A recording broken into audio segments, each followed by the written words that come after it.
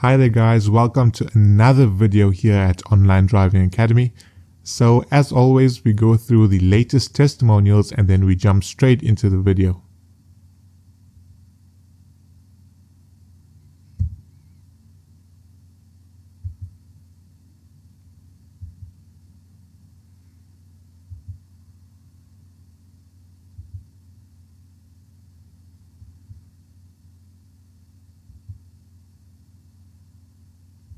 Question 1. Are you allowed to talk on a cell phone while you are driving? Is it option A? Yes, but only if your boss calls you. Is it option B? You are only allowed to talk on a cell phone through a hands-free kit. Or is it option C? Yes, but only if you need to cancel a reservation.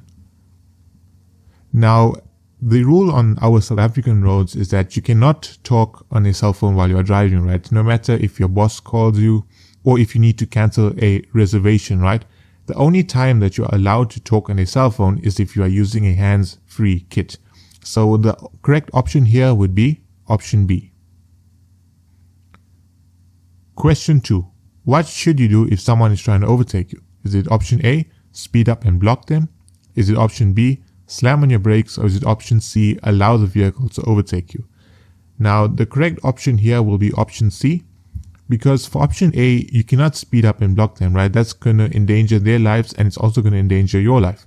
And obviously you are not allowed to slam on your brakes. So the correct option here would be option C. You have to allow the vehicle to overtake you. Question 3. If you are approaching a pedestrian crossing and it is blocked, what should you do?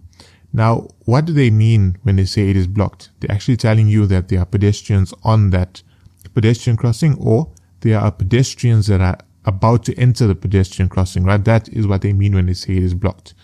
So is it option A, slow down and let the pedestrians cross? Is it option B, continue driving as you have the right of way? Or is it option C, speed up? Now obviously, if you're approaching a pedestrian crossing and it is blocked, you cannot speed up, right? And you cannot continue driving because you do not have the right of way. The pedestrians have the right of way. So the only correct option here will be option A. You have to slow down and let the pedestrians cross. Question 4. Which of the following is true? Is it option A? You are allowed to have an alcoholic drink after an accident? Is it option B? You are allowed to park by a fire hydrant? Or is it option C? When in use, your indicators should be visible from the front, back, and both sides of your vehicle. Now the correct answer here will be option C, because for option A you are not allowed to have an alcoholic drink. Remember, if the police do arrive at the scene and they give you a breathalyzer test, then it will come up as you are drunk and you will be arrested. So that's not the correct answer.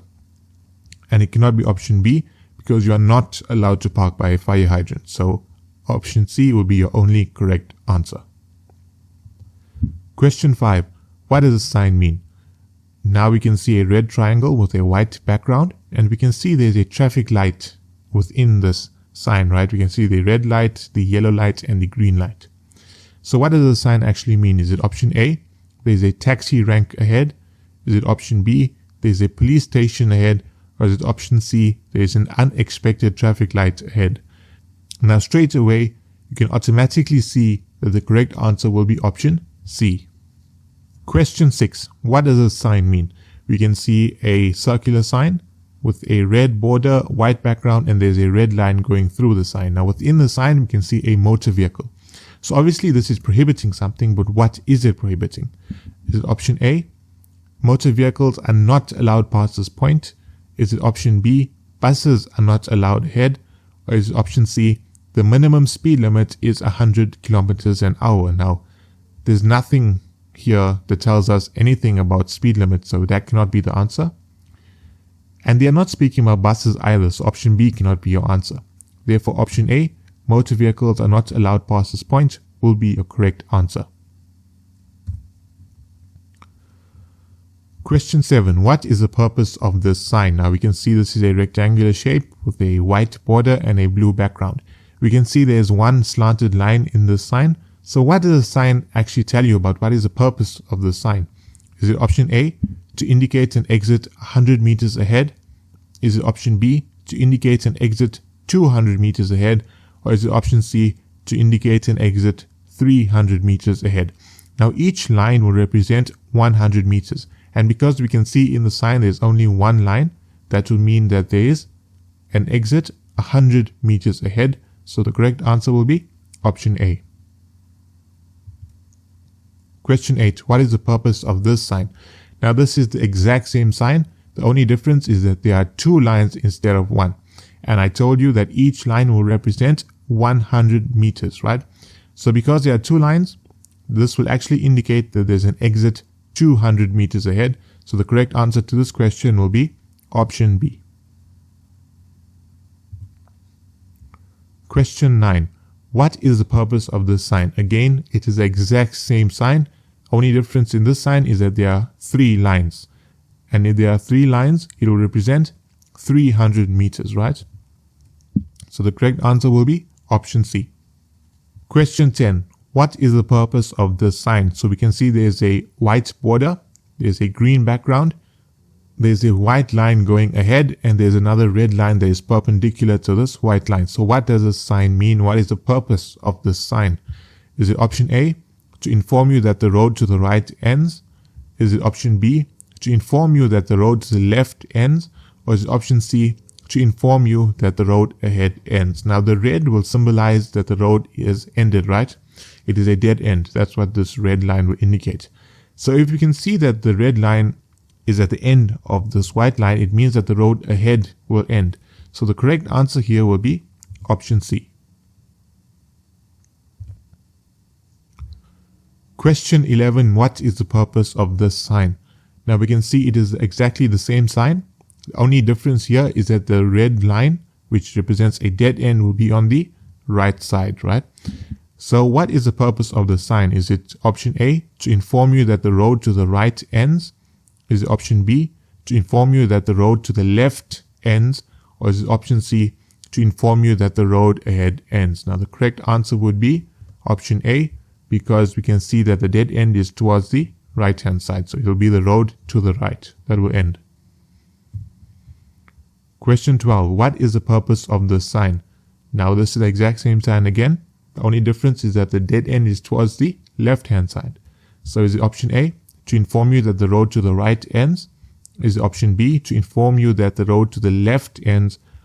Or is it option C, to inform you that the road ahead ends? Now the correct answer here would be option B. Question 13. What is the purpose of this sign? Now this sign, we can see there's sort of a yellow diamond shape there, right? So is it option A, to inform you that there is a traffic light ahead? Option B, to inform you that there is construction ahead? Or is it option C, to inform you that you have the right of way at the intersection, right? Now the correct answer here would be option C. This sign will basically indicate to you that you have the right of way at the intersection that you are approaching. Question 14. What does this sign mean? Now we can see again a circular sign, red border, white background, and we can see there's a red line going through. So obviously something will be prohibited. We can see a bus there, and we can see the word tour on top of the bus. So is it option A tour bus is not allowed past the sign? Is it option B, a minibus is not allowed past this line? Or is it option C, a midibus is not allowed past the sign? Now since we can see it says tour and there's a bus there, automatically we should know tour buses are not allowed here. So the correct answer will be option A. Question 15. What does this sign mean? Now again, we can see it is a prohibition sign. Within the sign, we can see a tractor. So obviously tractors will be banned, right? So is it option A, no trucks are allowed ahead? Is it option B, no tractor racing ahead? Or is it option C, no tractors or agricultural vehicles are allowed beyond this point? The only correct option here would be option C. We've come to the end of this video, guys. I want to thank you so much for watching. If you found that this video is useful for you, then please give it a like and subscribe if you want more. To those that will be writing their learner's license test soon, I want to wish you all the best. I know you guys are very nervous at this stage, but don't be. The test is, if you learn enough, right, if you put enough effort into learning, you will ace the test, no doubt about it, right? So all the best to you. See you in the next video. Goodbye.